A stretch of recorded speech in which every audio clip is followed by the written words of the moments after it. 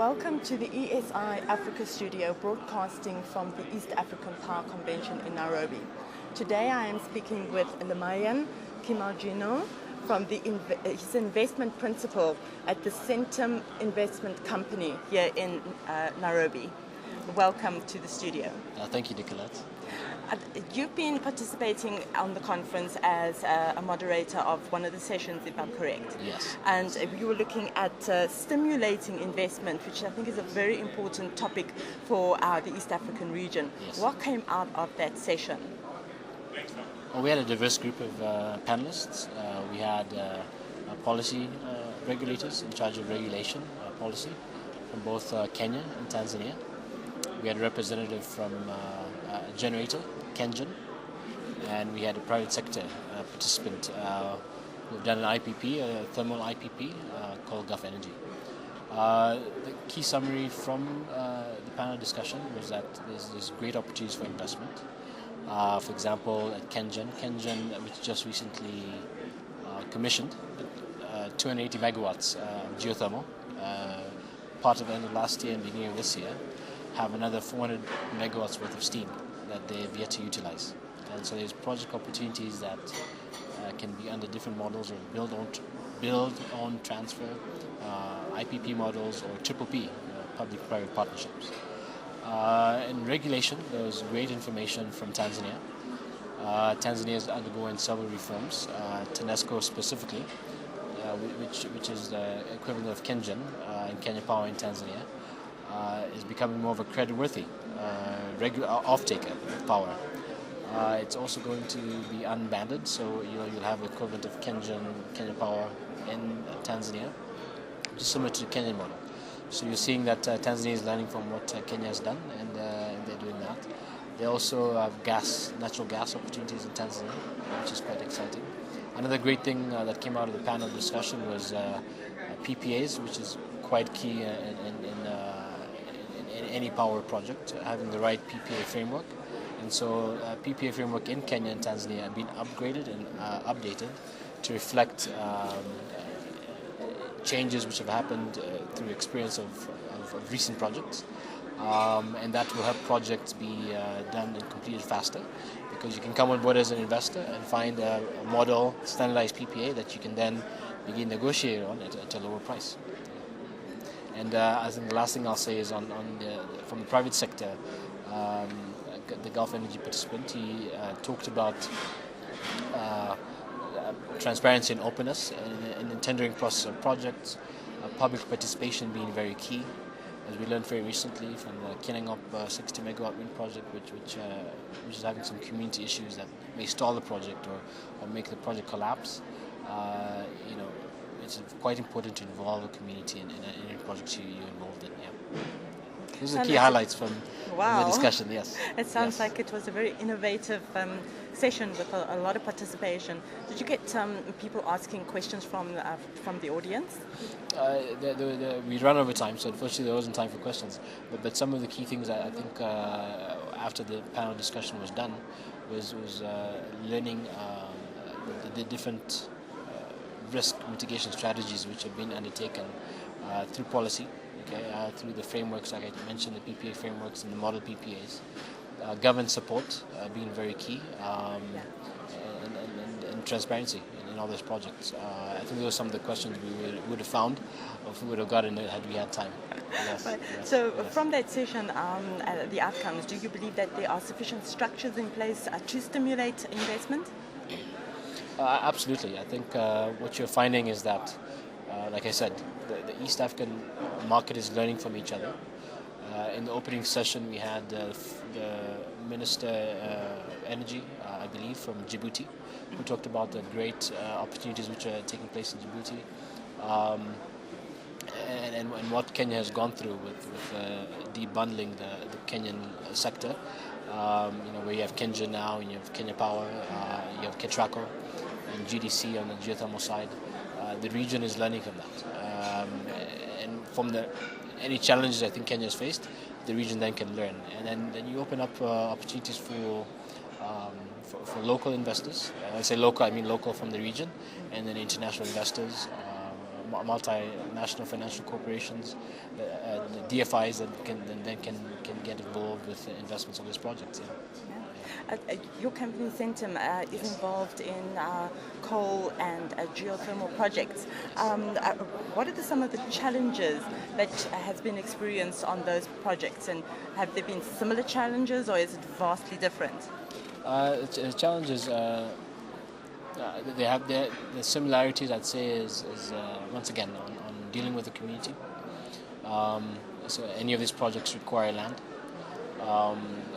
Land can be a sensitive topic in Kenya, and so on the core project we've had to deal with that, and we've taken steps to engage the community at all different levels, all the way down from the community elders to the members of the county assembly, to the county government, and then to the national government. And we've had CSR projects which have been implemented, which have gone quite well with the community, and then you get support from the local community.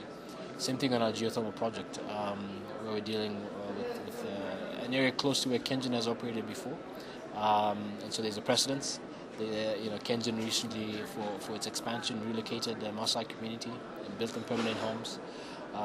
So we're having to interact with them and trying to reduce the politics that sometimes happens that can interfere with projects.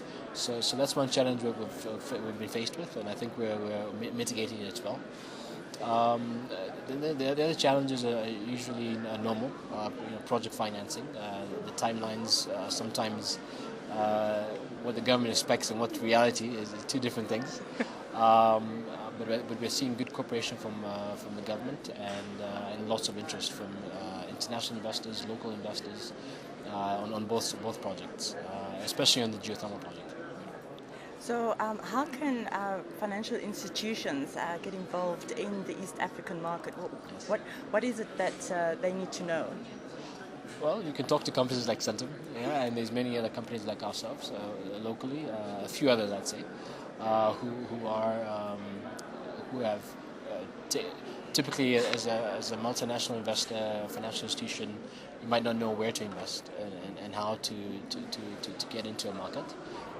And so being able to find a company like Centum who have local knowledge, local networks, helps navigate some of the challenges that multinationals face. And I think what you're seeing in the region, there's huge projects going on in all, hydro, geothermal, coal, natural gas, wind projects which are ongoing in the region, which have involved DFIs. And some of the projects would not have happened without some of this multinational financial institutions. I think there's some of them already here, and there's challenges they've seen, and some of them have left, and others have stepped in. The African Development Bank, especially on the 300 megawatt Lake Turkana wind project.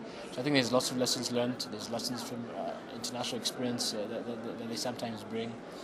The political risk sometimes is higher in the region. But there's mitigation strategies for that. There's PRI insurance that's available. There's political risk guarantees which are available.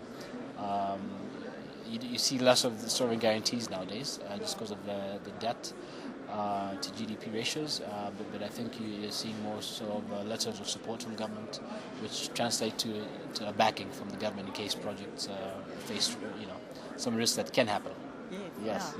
So in the keynote session, we saw there's considerable development on the generation side in Kenya.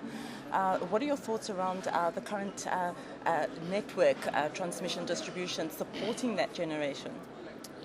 Very good question. It's chicken or egg situation, I think. Yeah. So does the demand come first before the supply? And once again, I think if you look at it from a regional perspective. You talk about the East African power pool, and you look at the East African population, and you talk about the GDPs of the combined countries and the population growth rates you're seeing in the region, and the development growth rates in the region. I think, like it was mentioned earlier, the top 7 growing nations in the world are in Africa. Yeah? Kenya is number 7, they say, in terms of growth rate, and so. In terms of there being enough demand to take up the supply, we believe it's actually suppressed, and the demand will be available. with the growth rates being projected. And with the planned infrastructure for transmission to connect the different East African countries, the line going to Tanzania from Kenya, going to Uganda through Rwanda, and eventually to Burundi, the Ethiopia-Kenya line. So I think all those networks will then provide opportunity for the power then to be distributed, along with the growth rates which you expect to see, and that should involve manufacturing. And the key thing there is about cost-effective power. And so with more power, and more cheaper power, then you are able to attract companies both locally and investors, both local and international investors, to invest in manufacturing, and the demand will be there, as well as the increased connectivity. And so the more people connect to the grid, the more power will be required for that. And Kenya has huge expansion plans, and so do other countries in the region. And so there will be enough demand for the supply that's coming online. Well, that's good. And some of these projects, you have to remember, take a long time to develop. Sometimes 5 to 6 years. So some of them can be shorter, but some of this base load projects, geothermal, coal, 3 to 4 years to develop. And so by that time, there is increased growth in demand. So lastly, with this increased demand capacity, what message do you have for companies, not only investors in the energy market, but any company wanting to come into the East African region? What is your message to them? My message to investors is assuming they're out there, is there's enough projects in the region. The climate and environment is getting better. I think some of the concerns around project financing, you're seeing more professionals, international expertise and local expertise is being built, both from a financing perspective. So some of the local banks or large banks with local branches have experts who are then settling and actually opening offices in the region, which help.